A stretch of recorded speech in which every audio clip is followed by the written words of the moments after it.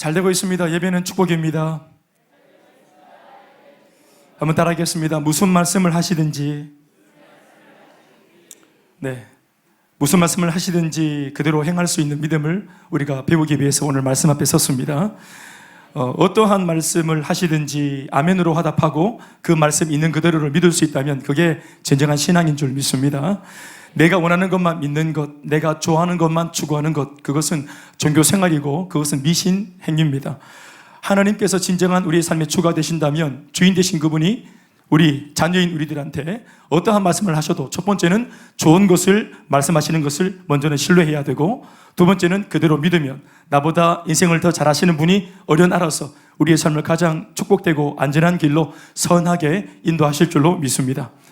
그래서 무슨 말씀을 하시든지 사실은 이해가 안 되는데, 무슨 말씀을 하실 때 어떤 말씀은 이해가 되고 어떤 말씀은 이해가 안 될 때 우리는 헷갈릴 때가 있는데, 이게 무슨 말씀인가 하고 헷갈릴 때는 그것은 말씀하시는 분이 헷갈리는 게 아니라 그것을 듣지 못하고 알아듣지 못하고 이해를 못하는 우리가 부족하기 때문에 말귀를 못 알아듣는 것입니다. 그러니까 하나님의 말씀은 언제나 선하시지만 그 말씀을 영적으로 잘 알아듣지 못하는 우리의 부족함이, 결핍이 그 말씀의 깊은 뜻을 알아듣지 못하게 만드는 것이므로 우리가 한 가지 신뢰해야 될 것은, 말씀이 잘 이해가 안 될 때는 항상 뭘 떠올려야 되냐면은 이 말씀을 하시는 메신저, 말씀을 하시는 분에 대한 사랑과 신뢰가 있으면 무슨 말씀이든지 믿고 따를 수 있습니다.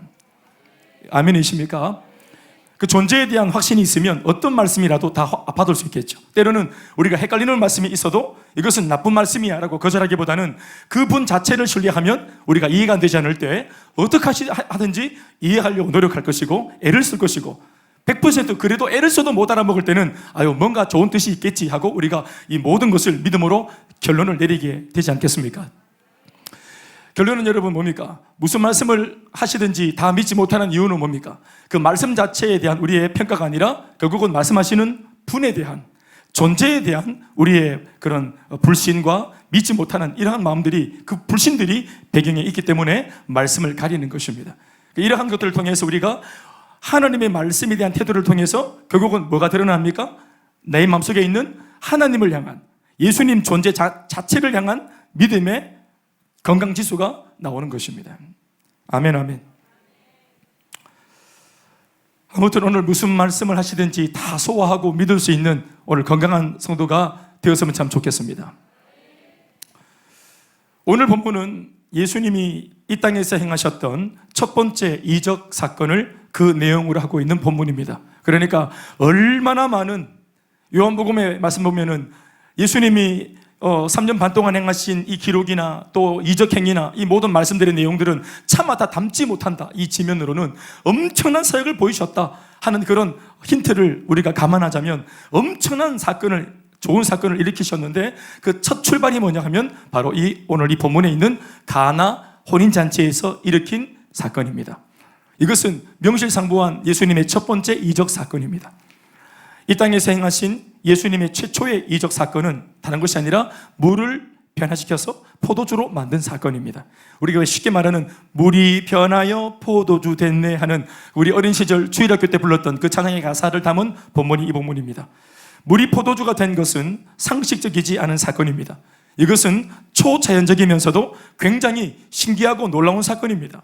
바로 초자연적이면서도 신기하고 놀라운 사건을 일으킨 그 주인공이 바로 놀랍고 위대하고 신기한 예수님이십니다. 그러나 어떤 면에서는 하나님의 아들이시자 인류를 구원할 이 대사명을 품고 이 땅에 오신 메시아가 고작 물로 포도주를 만드는 정도의 이런 이적 정도로 역사의 무대 위에 출사표를 던지고 있다는 것이 쉽게 이해가 되지는 않습니다. 보다도 좀 좋고 멋있고 굉장한 그런 사건, 사람을 살리고 변화를 일으키고 그 옛날 모세를 통해서 홍해바다를 가른 것처럼, 골리앗을 때려 잡은 것처럼, 여리고를 무너뜨린 것처럼 그런 뭔가 사람들의 주목을 끌만한 굉장한 이슈거리를 기적으로 만들지 않고 예수님의 1호 기적 사건은 물로 포도주를 만드는 정도의 기적이었습니다. 이것이 잘 이해가 되지 않는 것이죠. 물이 포도주가 된 것은 분명 놀랍고 신기한 사건이긴 하지만 그것이 메시아가 이 땅에 오신 목적과 관련하여 무슨 상관이 있냐고 접근하면 정작 이런 기적을 일으킨 예수님이 민망해질 수도 있겠다 하는 생각이 듭니다. 그것도 이 기적이 예수님이 이 땅에 오셔서 일으키신 최초의 기적이라는 그런 강력한 어떤 타이틀을 달고 있다는 점을 감안한다면 그 민망함은 더하지 않겠습니까? 그러나 우리는 아까도 말했지만 분명히 시시해 보이는 이 사건 뒤에도 하나님의 깊은 말씀의 은혜가 있다는 사실을 기억해야 합니다. 우리가 분명히 알아야 할 것은 우리가 이해하든 이해하지 못하든 예수님은 다 계획이 있다는 것입니다. 공생의 사역 최초의 1호 기적 사건치고는 비록 우리 눈에 보기에 그 내용이 변변찮아 보여도 그 속엔 다 영적인 의미가 있고 메시지가 담겨 있습니다. 물로 포도주를 만들어 보이신 이 기적 사건은 하나의 상징입니다. 이 사건은 앞으로 예수님께서 3년 반 동안 이 땅에 계시면서 사람들 사이에 그 가운데에서 하시려고 하시는 사역이 어떤 성격의 사역인지를 오늘 이 사건을 통해서 드러내고 있는 것입니다. 평범한 물을 극상품의 값어치 있는 포도주로 바꾸신 것처럼 무가치한 수많은 사람들, 그 죄인들을 변화시켜 극상품의 천국 백성으로 만들기 위해 드디어 그렇게 고대하던 메시아가 드디어 이 땅에 오셨다, 지금 오셨다, 바로 여기 계신다 하는 사실을 세상에 알리는 신호탄과 같은 사건이 오늘 사건입니다. 특별히 예수님께서 만들어 보이신 포도주는 그냥 포도주가 아니었다는 사실을 기억해야 합니다. 오늘 예수님이 이 혼인가 잔치 자리에서 만들어내신, 물로 만들어내신 그 포도주는 소위 극상품의 포도주, 가장 가치로운 포도주입니다. 이 특별한 포도주는 본래 그날 그 잔치 자리에 온 손님들에게 그 잔치집 주인이 맨 나중에 끄집어내어서 선사하는 일종의 클라이막스 선물입니다. 마지막까지 이 자리를 끝까지 지켜준 정말 고매한 VIP 손님들한테 그 주인이 기쁨으로 선물로 하사하는 그런 선물입니다. 극상품 포도주. 심지어 주인은 그날 잔치의 클라이막스를 위해서 아주 오래전부터 그리고 아주 오랫동안 미리 이 극상품의 포도주를 준비해서 집안 깊숙한 곳에 미리 준비해 놓는 것이 그 시대 그 동네의 풍습입니다. 이스라엘의 결혼식은 7일 동안 진행됩니다. 우리처럼 1시간 만에 끝나지 않습니다. 또 그 하이라이트는 7일째 되는 마지막 날 저녁입니다. 마지막 날 잔치는 초저녁에 시작해서 밤을 꼴딱 새고 그 다음날 새벽까지 장시간 진행됩니다. 그러다 보니까 결혼식 하다가 다 죽겠습니다. 살아남을 자가 없습니다. 그러다 보니 이 잔치집 주인과 그다지 깊은 친분 관계가 아닌 사람들은 그 긴 시간을 견디지 못하고 중간에 돌아가고, 결국 다음날 새벽까지 자기 자리를 끝까지 지키고 남아있는 사람들은 이 집 주인과 특별한 관계에 있는 사람들이며 그 남아있는 행위로 주인과의 신뢰를, 두터운 신뢰를 입증하게 되는 것입니다. 우리 다 여기 있다 하고, 친구야 우리 여기 있다, 끝까지 우리는 함께 한다, 이게 진짜 친구네 하는 것으로 증명되는 겁니다. 바로 이때 마지막 날 끝까지 남아있는 진짜 백이 진짜 VIP 손님들한테 선사하는 주인의 하사품이 바로 그 극상품 포도주입니다. 밤새도록 진행되는 혼인집 잔치에서 인내심을 가지고 끝까지 자신의 자리를 지킨 VIP 손님들에게 주인이 특별히 선사하는 그날 그 잔치 최고의 클라이막스 선물, 그것이 바로 다시 한번 말하지만 이 극상품 포도주입니다. 이 극상품 포도주가 나와야 비로소 그날 그 잔치 진짜 잔치가 되는 것입니다. 우리 전라도에서는 홍합, 홍어, 삼합이 나와야 잔치다. 우리 경상도는 뭐죠? 우리 경상도는 윤수상 집사님, 우리 경상도는 뭡니까? 뭐가 나와야 됩니까? 예?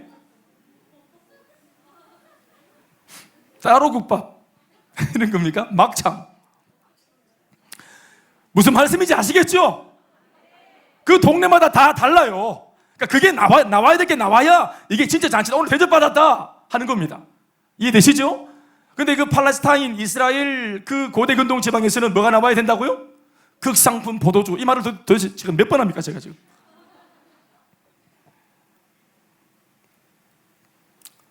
주인은 이 극상품 포도주로 진짜 손님에게 진짜 대접을 하는 셈이죠. 그러니 이 결혼잔치 자리에 이 극상품 포도주가 어떤 의미인지 우리가 다 충분히 이해할 수 있습니다. 말을 바꾸면 극상품 포도주가 준비 안 된 채 겁도 없이 이 7일 동안 연회장을 베풀고, 그리고 마지막 날 특별히 밤을 꼴딱 새면서까지 장시간 혼인잔치를 진행했다가는 큰 봉변을 당할 수 있는 겁니다. 밤을 새고 새벽이 맞도록 클라이막스를 은근히 기대했던 손님들한테 물매를 맞을 수도 있는 겁니다. 몰매를 맞을 수도 있다고 보시면 딱 그것입니다. 그 집 식구들은 그 다음날부터 이사 가야 되고요, 이 동네에서 못 삽니다. 제가 드리고 싶은 말씀은 그만큼 혼인 잔치집에 있어서 이 극상품 포도주의 가치라는 것이 얼마나 대단한가 하는 것입니다.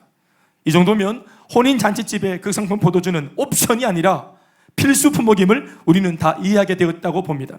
자, 그런데 문제는 오늘 본문에 등장하는 이 혼인집 잔치집에 이제까지 제가 강조했던 이 극상품 포도주가 지금 부재되기 시작했고, 이게 떨어지면서 문제가 생기고 있는 것입니다. 민망한 상황이 일어나기 일보 직전입니다. 3절 상반부 말씀입니다. 바로 뭐라고 말하고 있습니까? 3절 상반부에 포도주가 떨어진지라 했습니다. 따라합시다. 포도주가 떨어진지라. 사실 누구도 알아보는 사람이 없는 이 난처한 상황을 최초로 한눈에 알아본 사람은 다름 아닌 예수님의 어머니 마리아였습니다. 마리아가 손님으로 왔다가 바로 즉각적으로 눈치를 딱 챈 겁니다. 뭔가 분위기가 안 좋다는 것을. 포도주를 안 준다고 손님이 난동을 부리는 통에 눈치를 챈 것이 아닙니다. 방금 포도주가 떨어진 것을 확인하고 당황해하며 어쩔 줄 몰라 하는 그 집 하인들의 표정과 어수선한 분위기를 보고서 마리아가 스스로 눈치를 챈 겁니다. 아, 포도주가 떨어졌구나. 극상품 포도주에 문제가 생겼구나. 큰일 나겠는데, 이 집 분위기 진짜 안 좋겠는데, 오늘 7일째 마지막까지 이렇게 지금 잔치가 이어지고 있는데 마지막에 벌써 큰일 나겠는데 하는 불안한 마음을 이 마리아가 지금 느낀 것입니다. 마리아가 그렇게 마리아가 그걸 알고 있습니다. 포도주가 떨어지면 잔치 분위기도 떨어지고, 포도주가 떨어지면 손님들의 열정도 떨어지고, 이래저래 다 떨어지고 다운이 되는 것입니다. 심지어 잘못하면 불평과 불만이 손님들 사이에서 고조되다가 그것이 싸움으로 번지는 경우도 다반사입니다. 이것을 그 지역에서 어릴 때부터 자랐던 마리아가 누구보다 잘 알고 있는 겁니다. 이게 별 것처럼 아닌 것처럼 보이지만 이게 엄청난 문제가 될 수 있다 하는 것을 마리아는 알고 있습니다. 무엇보다 포도주를 넉넉하게 준비하지 못한 채 지금 현재 낭패를 겪고 있는 그 집 하인들의 딱한 사정을 마리아는 잘 알고 있는 듯합니다. 그러나 남들보다 한 발 빠르게 문제를 눈치챘다고 해서 해결책도 있다고 보시면 오산입니다. 눈치가 빠르다고 뭐 빨리 알았다 그래서, 문제를 빨리 이해했다 그래서 답을 알고 있다고 보시면 오산입니다. 마리아도 마찬가지입니다. 그녀에게는 답이 없습니다. 그러나 마리아 자신에게는 답이 없지만 오늘 적어도 이 자리에 있는 마리아는 답을 가지고 있는 존재를 알고 있습니다. 3절을 마저 읽어보시면 그 사실이 증명됩니다. 포도주가 떨어진지라 예수의 어머니가 예수에게 이르되 저들에게 포도주가 없다 하니. 보십시오.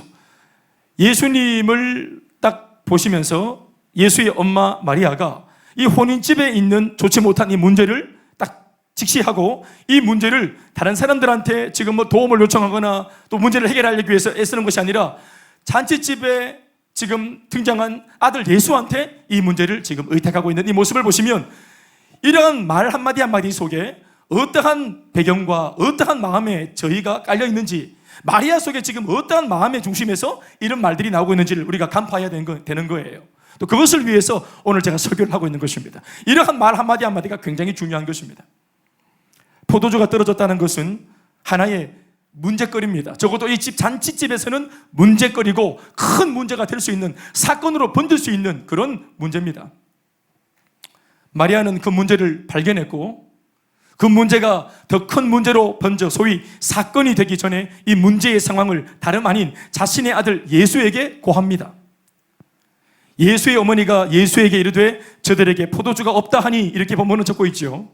이것은 육신의 부모로서, 엄마로서 마리아가 자신의 아들 예수한테 건네는 단순한 대화가 아닙니다. 이것은 일종의 기도입니다. 마리아의 이 고백이 대화가 아니라 기도라는 말은 마리아가 예수를 단순히 자신의 육신의 아들로 대하고 있음이 아니라는 것을 전제로 해야 가능하겠죠. 이게 기도니까 말입니다. 단순한 요청이 아니라, 부탁이 아니라 이게 기도입니다. 그렇다면 오늘 이 순간 마리아는 자신의 아들 예수를 어떻게, 적어도 오늘 이 혼인집 잔치에서는, 어제까지는 모르겠고 이 잔치집에 오기 전까지는 모르겠는데 오늘 이 잔치집에 앉아서 한 문제를 발견하고 난 이후에 무엇인지 모르겠지만 마리아 내면 속에 아들 예수를 향한 태도와 자세가 뭔가 달라져 버렸습니다. 마리아는 아들 예수를 지금 어떻게 생각하고 있다는 것입니까? 우리는 이 물음에 대한 대답을 쉽게 할 수 있겠죠. 지금 우리는 말이죠, 아마 마리아는 지금 예수님을 자신의 아들이 아니라 그리스도로, 메시아로 알고 고백하고 있다라고 우리는 얼마든지 지금 우리는 대답할 수 있습니다. 그러나 오늘 본문 전체를 다 읽어봐도 끝끝내 예수가 메시아다, 예수가 그리스도다, 이런 정확한 신앙의 표현이 이 본문 전면에 드러나 있지는 않습니다. 심지어 마리아 역시도 직접적으로 저는 내 아들 예수를 지금부터는 그리스도로 믿겠습니다라는 표현도 없습니다. 그러나 본문 전체에 마리아는 자신의 아들을 단순한 아들이 아니라 메시아로, 또 구원자로 고백하고 있다는 것을 우리는 어렵지 않게 발견할 수 있습니다. 30년째 지금 아들로 마리아가 옆에서 키웠습니다. 30살이 먹도록 아들 예수를 자기가 직접 낳았고, 영아기, 유아기, 유년기, 초등학생 학교 시절을 다 보내게 하고, 진자리 마른자리 갈아넣으면서 이 어린 아들 예수를 지금 30살이 먹도록, 지금까지 장성한 자리에 이르도록 엄마가 이것을 다 품어내고 길러냈습니다. 30년째, 아니 어제까지, 오늘 아침까지 똑같아 보이던 자신의 아들을 어느 날 갑자기 아들에서 구원자로 고백하는 것이 제 아무리 신앙 있는 마리아라 할지라도 쉽지는 않은 겁니다. 우리가 평생 예수를 모르고 살다가 어느 한날 복음을 듣고 갑자기 예수님이 나의 구원자다, 하나님이 나의 아버지다, 아버지, 이렇게 말하는 거 쉽지 않습니다, 여러분. 그런 것을 감안하자면 예수님에 대한 마리아의 깊이 있는 신앙적인 표현들은 참으로 놀라운 것이 아닐 수 없습니다. 이게 오늘 기도라는 점에서, 이미 기도한다는 자체는 이 존재를, 기도를 받는 존재에 대한 신앙과 믿음이 생긴 것이죠. 아멘이십니까? 30년간 아들로, 익숙한 예수로, 아들 예수로 보던 이 엄마 마음속에 한순간 구원자 예수로 바라보는 이 마음이 들어왔다는 것은 이게 놀라운 변화인 것입니다. 오늘 사실 마리아는 이 잔치집에 와서야 무언가 이전에 몰랐던 것을, 그 깊이 있는 영적인 깨달음을 서서히, 그것도 서서히 점진적으로 깨달아가고 있습니다. 이전까지 다소 희미했던 것들이 더 명확해져 가고 있는 중입니다. 성경은 마리아가 이 엄청난 사실을 이해하고 받아들이고 점진적으로 인정해가는 과정에서 소요되는 시간을 충분히 인정하고 기다려주고 있다는 느낌마저 듭니다. 기다려주는 겁니다, 성경이. 오늘 본문을 보면 마리아가 예수님에게 직접적으로 고백하지 않지만 당신은 구주입니다, 이제 그렇게 믿겠습니다, 이런 말은 없지만 마리아는 분명 예수를 아들로 알고 있던 어머니의 위치에서 예수를 구세주로 고백하는 신자의 위치로 옮겨가고 있는 중입니다. 다 자매이십니까? 여러분, 사실 오늘 이 본문에 나오는 예수님과 마리아의 잔치집에서의 만남은 함께 이 자리에 들어온 게 아닙니다. 사실 예수님은 오늘 이 잔치 자리에서 어머니를 만나기 전에 3일 전에 집을 나간 상태입니다. 설마 예수님이 가출은 한 게 아니겠지만 3일 전에 집을 나갔어요. 그리고는 전갈이 없었습니다. 그리고는 3일 만에 지금 어머니 마리아는 집 나간 아들을 3일 만에 이 잔치집에서 만난 겁니다. 그런데 여러분, 성경이 침묵하고 있는 것처럼 보이는 이 3일 동안의 예수의 부재, 아니요, 사실은 마리아가 볼 때는 부재지만 실제로 성경을 열어보면 예수님의 행적이 다 기록되어져 있어요. 집 나간 첫째 날 예수님이 뭐 했습니까? 뭐 한 줄 아세요? 요단 강가에서 세례 요한에게 세례를 받으셨습니다. 그리고 그 자리에서 성령을 받으셨고 하나님의 아들과 그리스도와 메시아로 이제 공적인 사역자와 사명자로 세워지는 경험을 하셨습니다. 그리고 둘째 날에는 산에서 기도하시고 우리가 다 알고 있는 익숙한 12명의 제자들을 하루 종일 불러 모으시고 소위 12제자 공동체를 만드셨습니다. 그리고 오늘 12명의 제자 공동체와 함께 제일 처음으로 가졌던 그 스케줄이 이 가나 혼인집 잔치에 참석하는 것이었습니다. 이게 이제 첫째 날, 둘째 날, 셋째 날 예수님의 지난 이 가출 이후의 행보입니다. 오늘 잔치집에 들어서는 예수님과 그의 뜰거지 12명, 잔치집을 오늘 완전 그냥 막 풍제바사내로 막 먹으러 왔구나, 이런 느낌마저 주는. 그러니까 사람들은 여전히 3일 전의 예수나 오늘의 예수나 별반 다를 바 없이 보고 있었지만, 그러나 중요한 것은 마리아는 달랐습니다. 마리아는 달랐어요. 왜요? 마리아는 자신의 아들을 보는 순간, 그리고 몇 번 이렇게 눈빛을 교환하면서 얼굴을 보고 접촉하는 순간 성령의 감동을 통해서 무언가 예수가 3일 전 집 나가기 전 예수가 아니라는 사실, 내 아들, 내게 30년간 익숙했던 예수가 아니라는 사실을 그는 마음으로 깊이 직감하게 되어집니다. 저는 성령이 그렇게 하셨다고 봅니다. 어떤 면에서는 없던 깨달음이 생긴 것이 아니라 30년째 이미 마리아 속에 있었던 하나님의 약속의 말씀이 성령의 터치에 의해서 딱 건드려지니까 깨달아진 것입니다. 여러분, 그것이 뭡니까? 왜 30년 만에 이렇게 빠르게 예수에 대한 고백이 달라질 수 있는 것이었습니까? 왜 그렇습니까? 마리아 심령 속에는 하나님의 약속의 말씀이 있었습니다. 이 말씀이 무슨 뜻인지는 몰랐지만 그녀는 30년째 이 말씀을 지금 자신의 심령 깊숙한 곳에 이 약속의 말씀을 계속 붙들고 달려오고 있었어요. 그게 뭡니까? 마태복음 1장 18절로 21절 말씀, 소위 수태고지, 처자 마리아가 너 알을 베게 될 거다 하면서 그 알은 누구냐면은 인류의 모든 죄를 대속할 바로 메시아다. 그의 이름을 너는 예수라고 해라. 이러면서 그 수태고지를 천사한테 들었던 바로 그 순간 그때 받았던 약속의 말씀을 지금껏 30년째 품에 간직하고 있는 중인 것입니다. 말씀 한번 읽어보겠습니까? 마태복음 1장 21절만. 마태복음 1장 21절만 읽어볼게요. 다 같이 시작. 아들을 낳으리니 이름을 예수라 해라. 이는 그가 자기 백성을 그들의 죄에서 구원할 자이심이라. 다 같이 아멘 합시다. 자기 백성을 그들의 죄에서 구원하시는 분이 누구십니까? 메시아입니다. 그분이 바로 그리스도십니다. 그분이 바로 온 세상의 구원자이십니다. 그 구세주 구원자 메시아가 어떻게 등장하신다고요? 마리아, 너를 통해서, 네가 낳게 될 아를 통해서. 아가 바로 그다. 아멘이십니까? 그런데 그 아가 태어났어요. 진짜로 기적의 아를 낳았어요. 남들을 알지 못하는데 처자가 아를 낳았어요. 깜짝 놀랐어요. 그리고 이 아기가 크는 것을 30년째 지켜봤어요. 행여나 지금일까? 이제나 저제나 언제 이 아들 예수가 그리스도로 갑자기 등장해서 하나님의 일을 감당할까? 이것을 때마다 늘 지켜봤어요. 그런데 초등학교 시절에 늘 그냥 쫓아가다가 예수님도 자빠지시고, 예수님도 코 푸시고, 예수님도 막 그냥 공부하다가 또 졸음 오시면 주무시고, 예수님도 사춘기를 겪으시고, 우리 같은 그런 사춘기는 아니겠습니다만은 똑같이 그렇게 다른 사람과 별반 다를 게 없이 그렇게 30살까지 그렇게 자라시는 거예요. 그러니까 마리아는 약속의 말씀을 받았고 30년 전에 비록 자신의 몸으로 직접 기적의 아들을 동정녀로 낳았지만, 은혜를 처음 했지만 이 아들이 30년째 침묵하고 있을 때 이 은혜가 희미해지는 겁니다. 여러분, 하나님이 30년 침묵해 보세요. 그걸 기억할 수 있겠습니까? 말씀 한 번도 잊어버렸겠습니다. 그러니까 30년째 아무 미동이 없는 예수, 그냥 아버지의 아들로서 몫으로서 그냥 대패 밀고 그냥 사포로 밀고 못 받고 이렇게 하고 있는 거라. 그러니까 긴가민가 이제나 그제나 도대체 언제냐 하고 있는데, 오늘 이 아침 예수님이 12제자와 딱 나타난 이 모습 딱 보는 순간 말씀이 딱 건드려지면서 하나님의 때가 왔다는 것을 이 마리아가 직감을 하시는 겁니다. 아멘이십니까? 그래서 오늘 만난 3일째 만난 30년 만에 처음으로 마리아의 고백을 들어보면 이전과의 고백이 다릅니다. 아들한테 하는 말이 달라져 있습니다. 여러분, 이때까지 어떤 일이 일어나거나 결핍이 일어나거나 어떤 상황에서 문제가 터지면 이때까지는 아들이 아니라 엄마가 책임졌습니다. 왜요? 엄마니까요. 이때까지는 어떤 결핍도 어떤 문제도 다 아들 자기 뒤에 내놓고 엄마가 온몸으로 막아내고 엄마가 다 책임졌어요. 억척까지 그렇게 키웠어요.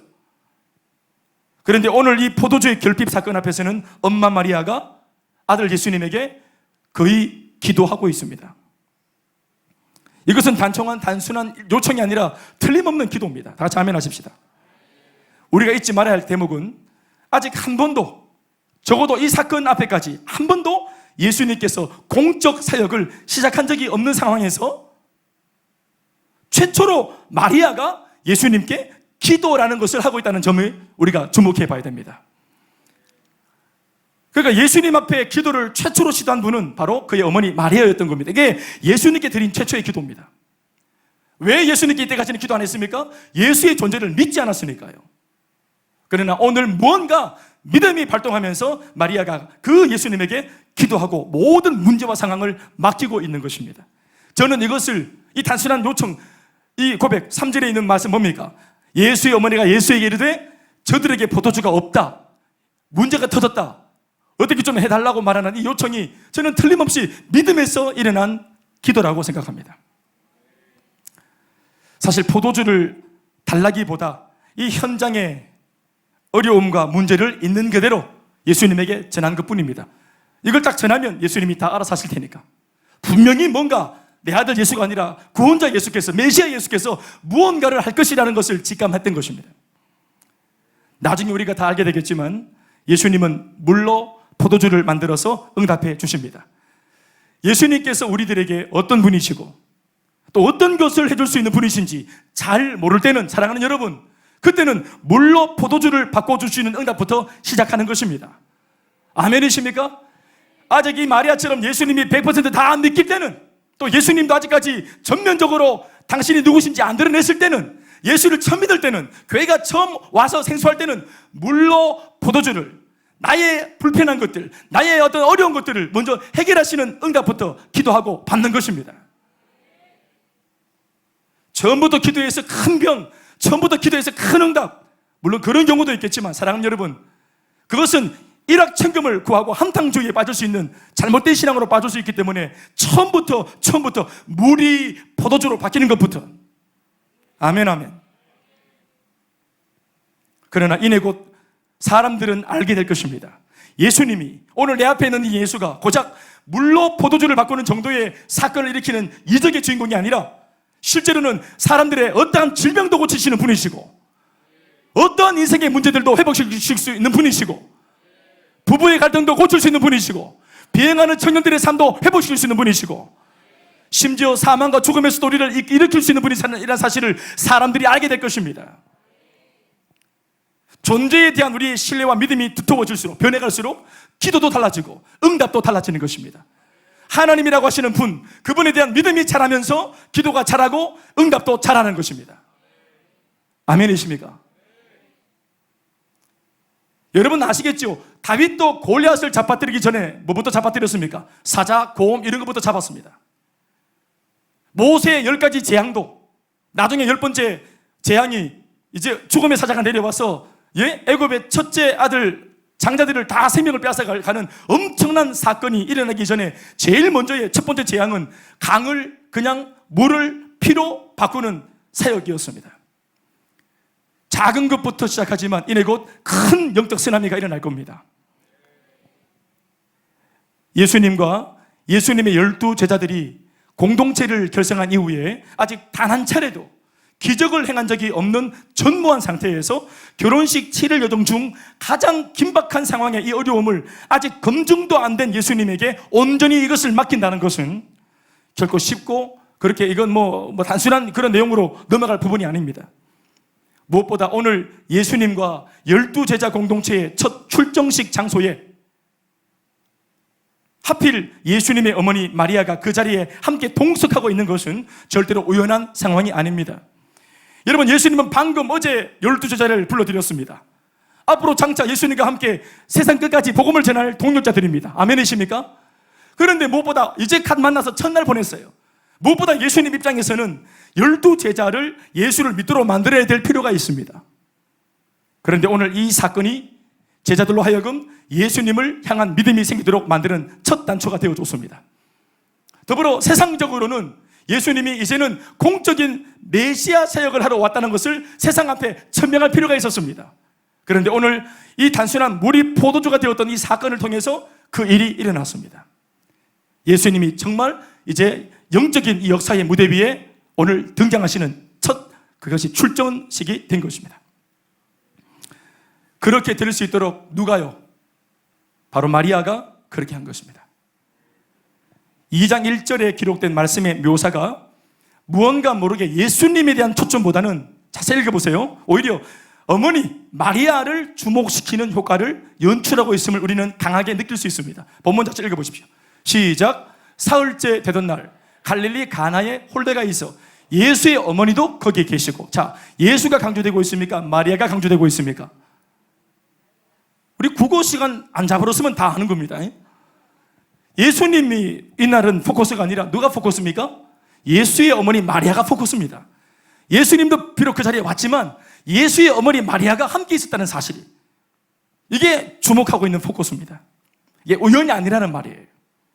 또 그 마리아와 2절에 묘사되고 있는 예수의 12제자 공동체 간의 만남을 설명하면서 이 만남의 필연적 개연성을 은근히 성경은 흘리고 있습니다.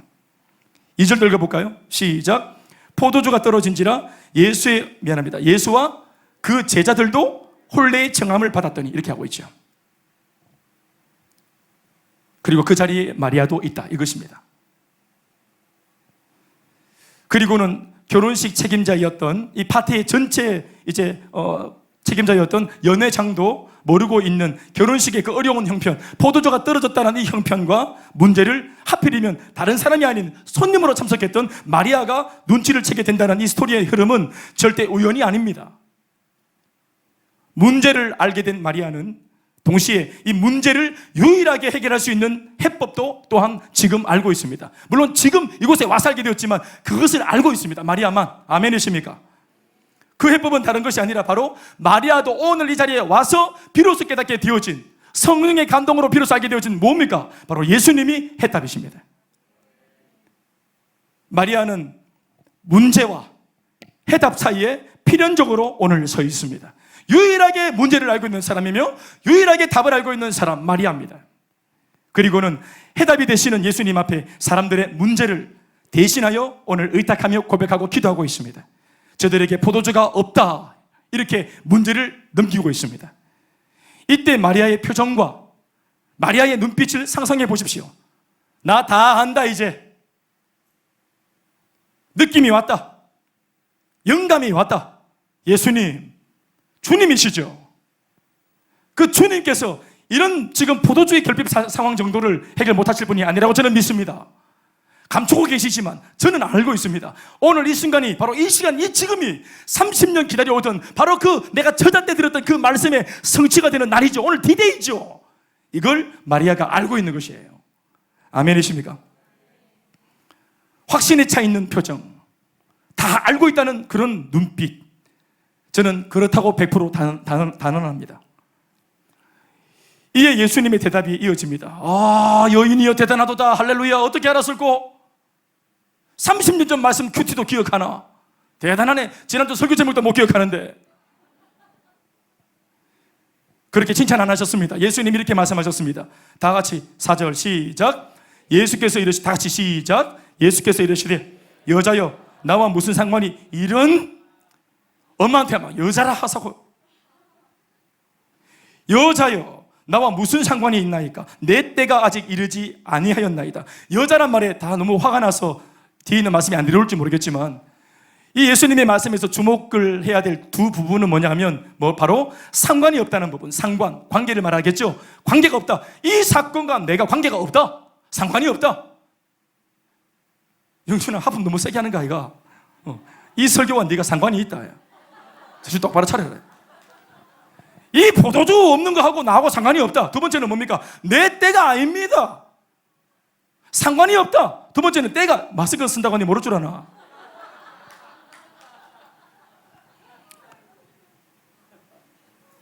여러분, 상관이 없는 거 맞죠? 또 예수님의 때가 언제인지는 모르겠지만 예수님이 아니라고 한다면 아니겠죠. 오늘 아니겠죠. 예수님 다 생각이 있겠죠. 예수님 당신 사역이니까 당신이 알아서 하시겠죠. 그런데 놀라운 게 뭔지 아세요? 여러분, 분명히 이것은 거절입니다. 아이고, 어머니만 놔둬 있어. 오지랖은 아이고 됐어요. 이렇게 상관이 없어요. 예수님 말씀처럼. 그런데 마리아는 상관이 있게 만듭니다. 문제와 해답 사이에서 이 문제와 해답을 끌어가면 묶어서 연결을 시켜버립니다. 뭘로? 기도로. 뭘로? 요청해. 믿음으로. 아멘이십니까? 믿음으로, 신앙으로, 신뢰하는 마음으로, 말씀에 대한 사모하는 마음으로, 기도하는 열정으로 문제와 해답을 엮어버리시는 것입니다. 여러분, 우리가 하나님께 기도하면 내 문제가 하나님의 문제가 되는 겁니다. 내 문제를 들고 하나님께 기도하면 내 문제가 내 문제만 아니라 하나님의 문제가 되는 것입니다. 나는 이 문제에 대해서 답이 없지만 이 문제에 대해서 주님은 답이 있고 전능하시고 능력 많으십니다. 그러니 기도에서 내 문제가 하나님의 문제가 되도록 만드는 지혜를 발휘하십시오. 이거는 내 문제니까 고귀한 분한테, 좋으신 분한테 맡길 수 없다고, 이런 건 내가 하지. 아닙니다. 그것을 같이 해결하는 것이 아버지의 기쁨이십니다. 자녀의 슬픔과 문제에 동참하는 것이 우리 아버지의 기쁨이십니다.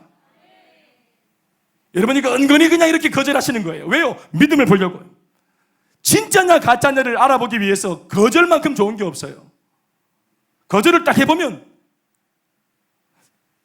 조금 전까지는 예수님 하다가 딱 거절하는 순간, 야야, 네 예수님, 내가 너를 어떻게 키웠는데 눈을 희버덕희버덕 쌓고 이게 뭐 하는 짓? 니 뭐 하나 엄마 앞에서?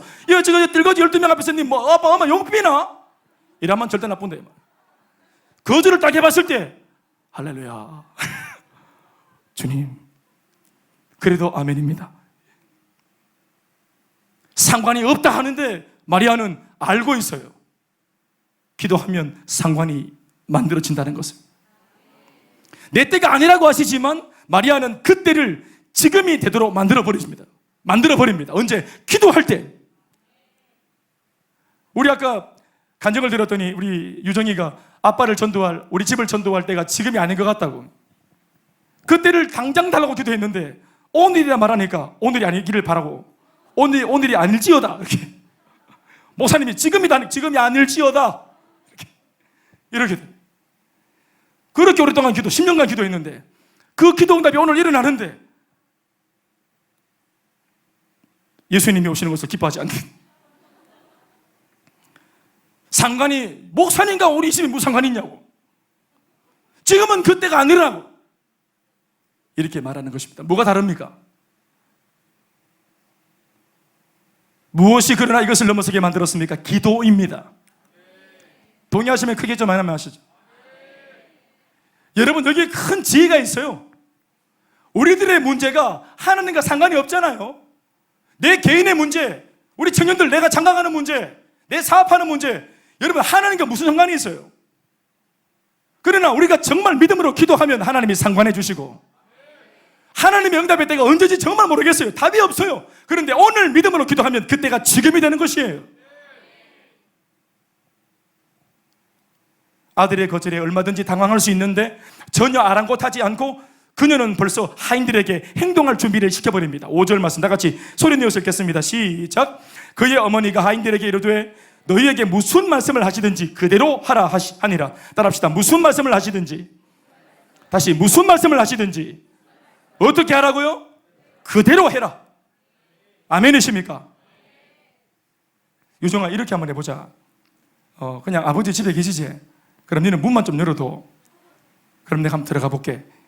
아버님 우리 만날 때 이게 우리의 작전의 전부였습니다. 그냥 문을 열어주는 거, 나는 들어가는 거, 이게 끝. 그 나머지는 다 하나님이 하시도록. 우리는 다 각본이 없습니다. 우리 아버님이 저를 지어박아서 나가! 하면 나갈 수밖에 없고, 또 어머니가 또 지금 이때가 아닙니다! 하고 몰아치면 어쩔 수 없고. 그런데 각본이 없었지만 우리가 할 수 있는 걸 했더니 나머지는 하나님이 하셨고, 오늘 그 열매로 이 자리에 그 아버님과 어머니와 또 우리 아들이 함께 예배하고 있습니다. 하나님이 하신 줄로 믿습니다. 여러분, 여전히 지금도 상관이 없습니까? 기도하지 않으니까 상관이 없는 것이에요. 아직도 그때가 오지 않았습니까? 믿고 기도하지 않으니까 그때가 하염없는 것입니다. 오늘 기도하면 오늘이 됩니다. 오늘 기도하면 오늘이 그 상관관계가 만들어지는 날이 되는 것입니다. 마리아가 반드시 거절 앞에서 계속 말하고 있습니다. 무슨 말씀을 하시든지 그대로 하라. 여러분, 사실은 하인들에게 마리아가 요청하고 당부한 말이지만 사실 요 고백이 바로 거절당하고, 아니 거절을 하고 있는 예수님 앞에 여전히 믿음을 가지고 있는 마리아가 예수님께 하고 있는 말입니다. 이게 거절하셨지만 예수님, 저는 알아요. 어떤 말씀을 하실지라도 저는 다 그대로 믿을 거예요. 어떤 말씀을 하시든지 무슨 말씀을 하시든지 저는 믿을 준비가 되어 있습니다. 자기 속에 있는 믿음을 아직까지 믿음이 없는 하인들한테 그대로 위임하고 있죠. 이렇게 하면 될 것이라고. 너희들 무슨 말씀을 하시든지 그대로 해래. 딱 준비하고 있으래. 다시 말합니다. 이렇게 시키고 당부하는 이 고백은 누구의 고백입니까? 예수님을 향한, 주님을 향한 마리아 자신의 믿음의 고백인 것입니다. 앞에서 가르치는 리더가, 셀 리더가 혹은 셀 가족들한테 권면할 때 이렇게 하십시오라고 말하는 그 권면의 고백은 사실 자신의 신앙 고백이어야 되는 것입니다. 상황을 두려워하지 마세요, 집사님. 힘내세요. 반드시 됩니다. 라고 말하는 이 고백이 정말 살아있는 자기 자신의 고백이어야 하는 것입니다. 아멘입니까? 셀리드가 그러한 믿음의 사람이어야 하는 것입니다. 목회자가 그러한 믿음의 사람이어야 하는 것입니다. 가정이 그러한 사람이어야 하는 것입니다. 여보, 우리 무슨 말씀을 하시든지 그대로 합시다 라고 말할 수 있는 남편과 아내가 되어야 되는 것이에요. 내가 믿는 것을 가르치는 거예요. 그렇게 할 때 역사가 일어나는 것입니다. 무슨 말씀을 하시든지 그대로 행하는 신앙, 이것이 마리아의 신앙이요, 이 태도와 자세가 사실은 예수님과 사실 상관이 없었던 이 상황을 상관이 있게 만들었던 비결이 되었고, 예수님의 때를 지금 바로 이때가 되게 만들었던 비결이 여기에 있는 것입니다. 이내 곧 예수님께서는 상관해 주셨고 내 때를 지금에 맞춰 당겨주셨습니다. 무엇 때문입니까? 바로 어떤 말씀에도 응할 준비가 되어 있는 마리아의 신앙의 자세와 바로 그 신앙의 태도를 읽어내신 것입니다. 바로 그것 때문이죠. 진짜 기가 막힌 신앙입니다. 아멘이십니까? 이것은 진짜 쉬운 게 아닌데도 오늘 이것을 마리아가 하고 있는 것이에요. 오늘의 우리 자신을 돌아보십시오. 우리는 하나님 앞에 기도를 할 때, 우리의 기도를 돌아보면 사실 그 내용을 들여다볼 때 말도 안 되는 응답을 일으켜 보여달라고 억지를 부리며 잘도 기도할 때가 있습니다. 우리의 기도 제목들은 얼마나 사실은 무방 기도가 많습니까? 택도 않는 기도들이 얼마나 많습니까? 그 기도가 응답되려면 기적이 일어나야 되는 것이에요. 그러한 것들을 보여달라고 얼마나 우리가 때를 부리고 그렇게 하나님께 요청을 합니까? 반대로 하나님의 말씀과 우리를 향한 요구가 우리에게 무언가를 그렇게 요구할 때가 되면 우리는 어떻게 말합니까? 하나님 별소리를 다 듣겠습니다 하고 핑계대고 변명하고, 하나님의 요구는 상식적이지 않고 억지 주장이라고 따져 묻지 않습니까? 오늘 마리아가 기도할 때 예수님이 상관이 없어요, 지금은 그럴 때가 아니에요. 여러분, 사실 이게 얼마나 하나님이 하고 싶었던 말이겠어요. 이때까지 우리한테 당했던 겁니다. 이게 내 백성들아, 사랑하는 내 아들아, 이렇게 좀 살아라. 내가 무슨 상관이 있습니까? 그게 지금은 내 때가 아닙니다. 우리 이렇게 늘 거절해 왔잖아요. 오늘 예수님이 계속 배라서요. 이걸 배랐다고. 이거 한번 해보려고, 한번 써먹어 보려고. 하나님 기적을 이렇게 주시옵소서. 상관이 없다. 니랑 내랑 무슨 상관이 있노, 연주야? 니는 시집이 급하지만 나는 네 시집이 급하지 않아. 나는 영원한 시간대 속에 사니까. 이렇게.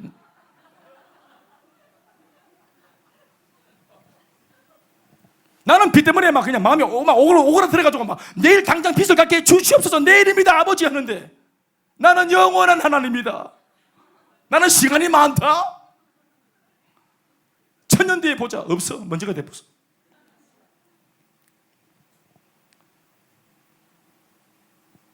속이 시원해. 예수님 치유받는 시간입니다. 완전 치유되시는 시간이.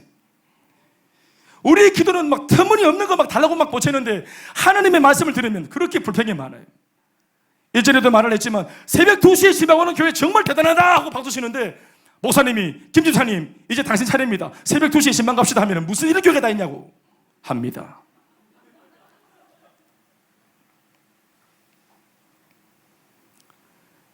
예수님의 구주되심을 가장 먼저 믿고 그 예수님의 능력을 신뢰하고 또 최초로 체험하게 된 이 여인 마리아, 무엇보다 그녀의 바로 이 신앙의 태도와 자세, 무슨 말씀을 하시든지 그대로 나는 할 것이다. 이해가 되지 않아도 순종, 유익이 없어도 순종, 해로워 보여도 순종한다. 나는 즉각적으로 할 거다. 또 한 번 한 이 순종을 결론이 날 때까지 나는 끝까지 한번 해볼 거다. 왜? 다른 방법이 없으니까. 거듭 말씀을 통해 내 마음속에 울림을 주시는 성령의 음성이 이분이 메시아다, 너의 구원자다라고 말씀을 주시니 이분밖에는 답이 없기 때문에 이분이 하시는 진리의 말씀대로 한번 살아보겠다고 다짐을 해보는 것입니다. 이제까지 우리가 여러분 해봤잖아요. 다 해봤잖아요. 돈으로도 해봤고, 사람도 우리가 기대받고, 부모의 찬스도 써봤고, 아빠 찬스 써봤고, 책도 읽어봤고, 많이 해봤잖아요. 한 번도 안 해봤던 거, 바로 어떤 말씀을 하시든지 100% 믿기로 하고 그대로 행하는 것. 이때까지 한 번도 안 해봤던 방법, 하나님의 말씀만 전폭적으로 믿기로 하는 것.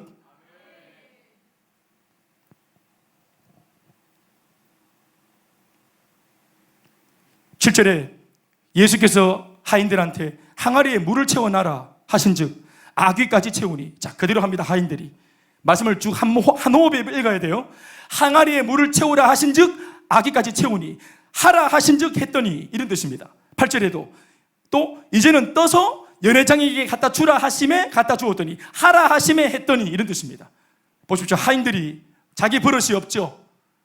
선지식 자기 쪼가 없죠. 마리아가 시키는 그대로, 아멘이십니까? 무슨 말씀을 하시든지 그대로 해라 하고 가르쳤더니 하인들이 자기 고집이나 자기 주장을 하지 않고 심지어 물을 떠서 갖다 주라 하는데도, 아니요, 예수님이 물을 바꾸어서 포도주로 바꾸어 놓은 것을 갖다 주는 게 아니에요. 연회장한테 손에 이 물을 쥐어주기까지 이 그릇에 뜨고 갈 때 아직까지 물이에요.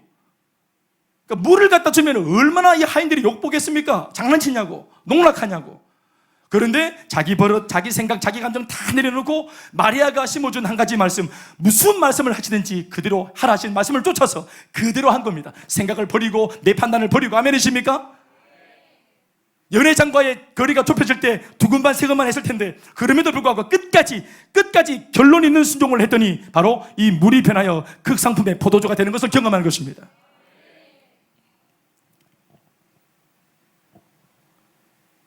여러분, 이 사건으로 어떤 일이 일어났습니까? 무엇보다 첫 번째는 연회를 즐기고 있는 많은 사람들의 필요가 채워졌습니다. 10절 말씀 다 같이 읽습니다. 시작. 말하되 사람보다 먼저 좋은 포도주를 내고 취한 후에 낮은 것을 내거늘 그대는 지금까지 좋은 포도주를 두었다가 계속 내고 있다면서 극찬을 하지 않습니까? 아멘이십니까? 사람들의 필요가 채워졌죠. 두 번째는 어떤 결과가 일어났습니까? 이 물을 떠다 줄 때 물이 포도주로 바뀌는 것을 경험한 하인들. 왜냐하면 사람들은 포도주를 경험했지만 이 포도주의 첫 번째 출처가 물이라는 것을 누구나 압니까? 하인들만 아는 것입니다. 그래서 이 사건을 통해서 하인들, 그 무명의 하인들에게 믿음이 생기는 것입니다. 아멘이십니까? 9절 말씀 시작. 연회장은 물로 된 포도주를 맛보고도 어디서 났는지 알지 못하는데 누가 알아요? 물도온 하인들은 알더라. 따라합시다. 물도온 하인들은 알더라. 다시 아멘 하십시다. 그들에게 믿음이 생겼다는 말입니다. 그리고 어제 12제자 공동체를 이제 결성한 예수님과 12제자에게도 좋은 일이 일어납니다. 어떤 일이 일어났습니까? 11절에 시작. 예수께서 이 첫 표적을 갈릴리 가나에서 행하여 그의 영광을 나타내시매 제자들이 그를 믿으니라. 다시 아멘 합시다. 어제 결성한 믿음 없는 볼품 없는 12제자가 그냥 평범한 범인들이었던 그들이 오늘 가나 올린 잔치 물이 변하여 포도주 되는 것을 경험하면서 이것을 뒤집어 엎고 바꾸어 놓으신 예수가 누구인지, 예수라는 존재가 어떠한 분일 수도 있다는 사실에 대해서 마음을 열고 믿기로 결정하는 놀라운 회심의 역사가 이날 이곳에서 일어났습니다.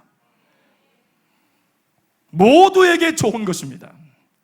말씀대로 행할 때 나도 좋고 너도 좋고 말씀 전하는 목사도 좋고 듣는 성도도 좋고 교회도 좋고 가정도 좋고 사회도 좋고 나라도 좋고 국가도 좋고 모두가 좋아지는 역사는 하나님의 말씀의 역사인 것입니다. 말씀에 행하면 다 좋아집니다. 말씀을 믿으면 다 좋아집니다. 말씀이 역사하면 다 살아납니다. 저와 여러분들에게, 여러분들의 가정과 사업과 직장과 또 아이들의 학업과 양육과 우리 부모님들의 남은 생애와 교회와 사역과 선교와 이 모든 일들 위해 말씀대로 우리가 행하는 역사들이 강력하게 일어나기를 주의 이름으로 축원합니다. 모든 영광 하나님께 박수하시겠습니다.